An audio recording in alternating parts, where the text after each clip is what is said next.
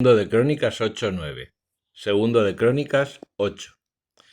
En 20 años Salomón edificó el templo del Señor y el palacio real.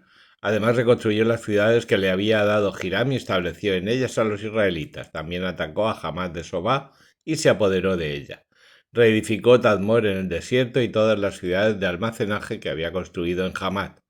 Reparó Bet-Jorón de arriba y Bet-Jorón de abajo, ciudades fortificadas con muros, puertas y cerrojos.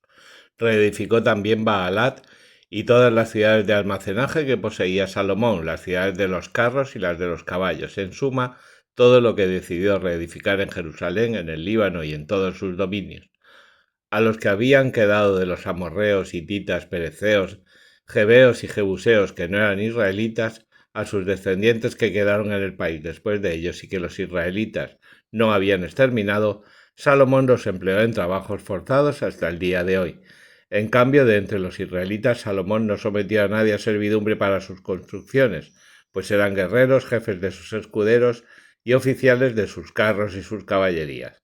Los jefes de Salomón eran 250 y estaban encargados de supervisar al pueblo. A la hija de Faraón la trasladó desde la ciudad de David al palacio que había construido para ella y le explicó: una mujer destinada para mí no puede vivir en la casa de David, rey de Israel, porque son santos los lugares donde ha entrado el arca del Señor. Desde entonces Salomón ofreció holocaustos al Señor sobre el altar que había erigido delante del vestíbulo. Según el ritual de cada día, ofrecía holocaustos como había ordenado Moisés para los sábados y los novilunios, y también en las fiestas de los ácimos, de las semanas y de los tabernáculos. Según las normas de David su padre, asignó los turnos a los sacerdotes en su ministerio, y también a los levitas en su oficio de alabanza a Dios y de asistencia a los sacerdotes, según el ritual de cada día, a los porteros según los turnos de cada una de las puertas, porque así lo había ordenado David, hombre de Dios. No se apartaron nada de las disposiciones del rey David respecto a los sacerdotes y a los levitas, ni tampoco respecto a los tesoros. Así se terminó toda la obra de Salomón desde el día en que se pusieron los cimientos del templo del Señor hasta su culminación definitiva. Entonces Salomón marchó hacia Esión-Geber y hacia Elat, a orillas del mar en la región de Edom. Hiram, por medio de sus hombres, le envió algunas naves con hombres expertos en el mar que, junto con los hombres de Salomón, llegaron a Ofir. Tomaron 450 talentos de oro y se los llevaron a Salomón. Segundo de Crónicas 9. La reina de Sabá, al enterarse de la fama de Salomón, vino a Jerusalén para ponerlo a prueba con enigmas. Llegó con un espléndido séquito, con camellos cargados de aromas y con gran cantidad de oro y piedras preciosas. Se presentó a Salomón y le expuso todo lo que tenía pensado. Salomón respondía a todas sus preguntas. Ninguna cuestión resultó desconocida para el rey, ninguna que no pudiera resolver. Cuando la reina de Sabá vio la sabiduría de Salomón, el palacio que había construido, los manjares de su mesa, las habitaciones de sus cortesanos, el porte de sus servidores, sus indumentarias y las de sus coperos y los holocaustos que ofrecía en el templo del Señor, se quedó atónita y dijo al rey: «¿Era verdad lo que había oído en mi tierra acerca de ti y tu sabiduría?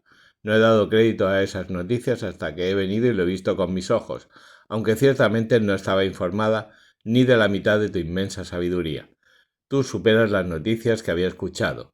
Dichosos tus hombres y dichosos tus cortesanos que están siempre junto a ti y escuchan tu sabiduría. Bendito sea el Señor tu Dios, que se ha complacido en ti, sentándote en su trono como rey en honor del Señor tu Dios.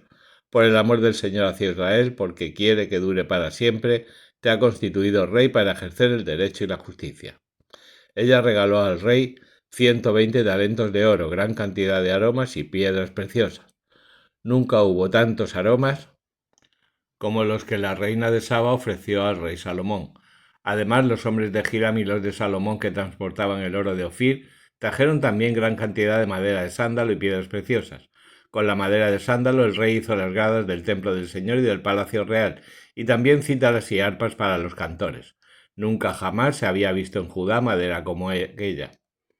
El rey Salomón ofreció a la reina de Sabá todo lo que a ella le apeteció y pidió sin tener en cuenta lo que ella había traído al rey Salomón. Después emprendió el regreso y volvió a su país acompañada de sus cortesanos. El peso del oro que cada año llegaba al rey Salomón era de 666 talentos de oro, sin contar el que procedía de los traficantes y de los mercaderes. Además, los reyes de Arabia y los gobernadores del país llevaban oro y plata a Salomón. El rey Salomón fabricó 200 escudos grandes de oro puro empleando 600 siclos de oro en cada escudo, y 300 escudos pequeños de oro puro para los que empleó 300 siclos de oro en cada escudo. El rey los colocó en el palacio del bosque del Líbano. También fabricó el rey un gran trono de marfil y lo recubrió de oro finísimo. El trono tenía 6 gradas y un estrado de oro. A un lado y a otro del asiento había sendos brazos y junto a ellos 2 leones de pie. Había también otros 12 leones de pie sobre las gradas, 6 a cada lado. Nunca se había hecho algo igual en ningún reino. Todos los vasos en que bebía el rey Salomón eran de oro y toda la vajilla del palacio del bosque del Líbano también era de oro puro. No había plata, pues no era apreciada en los tiempos de Salomón. El rey tenía en el mar la flota que navegaba hasta Tarsis guiada por los hombres de Hiram. Una vez cada 3 años llegaba la flota de Tarsis trayendo oro, plata, marfil, monos y pavos reales.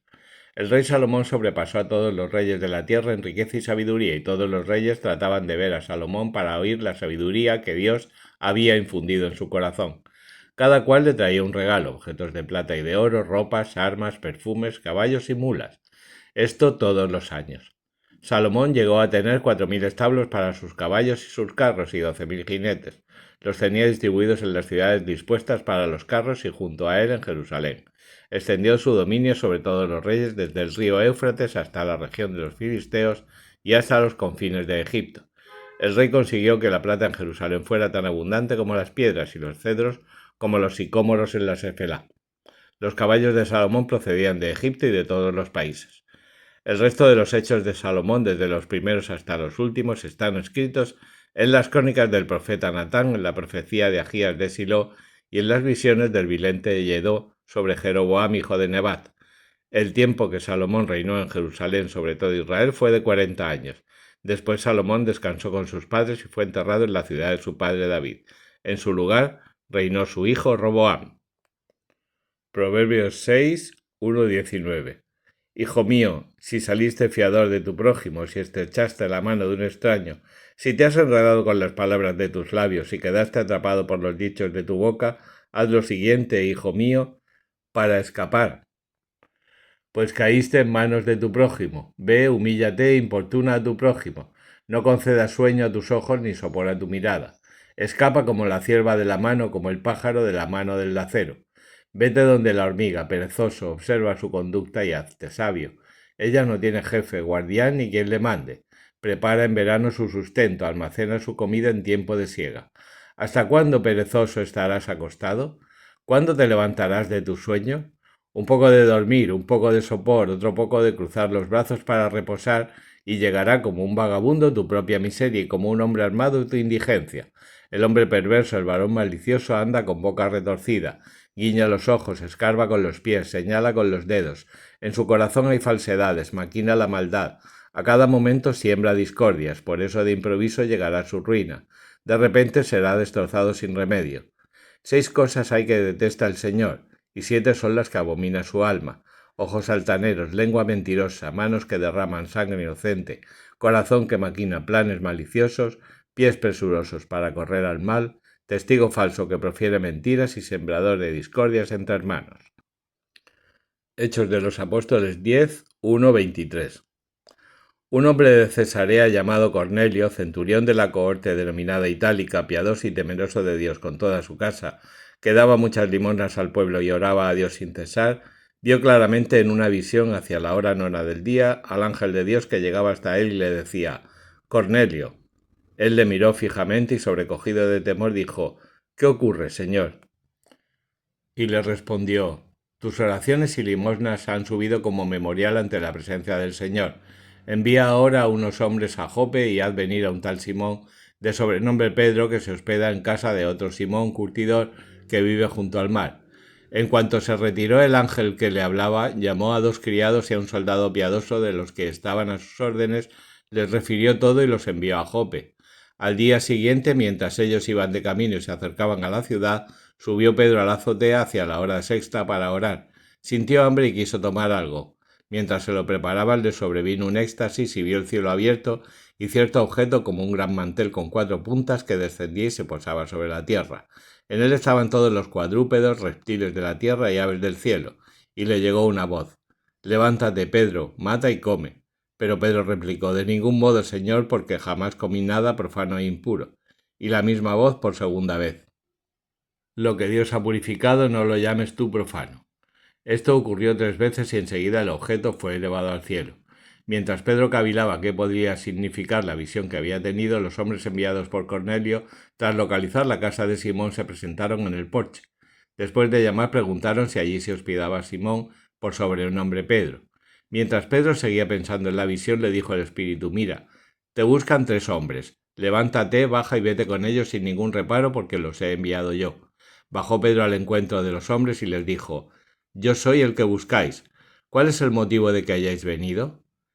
Ellos respondieron: «El centurión Cornelio, hombre justo y temeroso de Dios, acreditado por toda la población judía, recibió aviso de un santo ángel para hacerte venir a su casa y escuchar sus palabras». Entonces les invitó y les dio hospedaje. Al día siguiente se levantó y partió con ellos.